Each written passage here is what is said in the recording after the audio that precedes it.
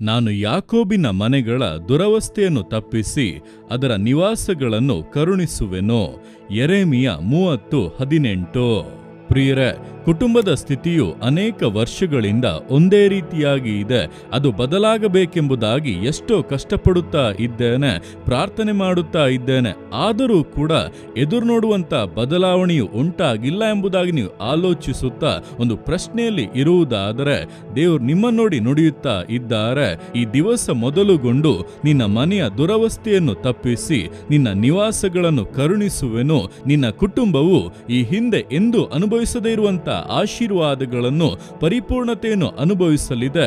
ನಿನ್ನನ್ನು ಆಶೀರ್ವದಿಸುವಂತ ದೇವರು ನಾನು ಇದ್ದೇನೆ ಎಂಬುದನ್ನು ನಿನ್ನ ಮೂಲಕವಾಗಿ ನಾನು ನಿರೂಪಿಸಿ ತೋರಿಸುತ್ತೇನೆ ಎಂಬುದಾಗಿ ದೇವರನ್ನು ಸ್ತುತಿಸುವುದಕ್ಕೆ ಆರಂಭಿಸಿ, ದೇವರು ನಿಮ್ಮ ಸಂಗಡ ಇದ್ದು ಈ ವಾಕ್ಯಾನುಸಾರವಾಗಿ ನಿಮ್ಮನ್ನು ಆಶೀರ್ವದಿಸುವರು. ಆಮೇನ್.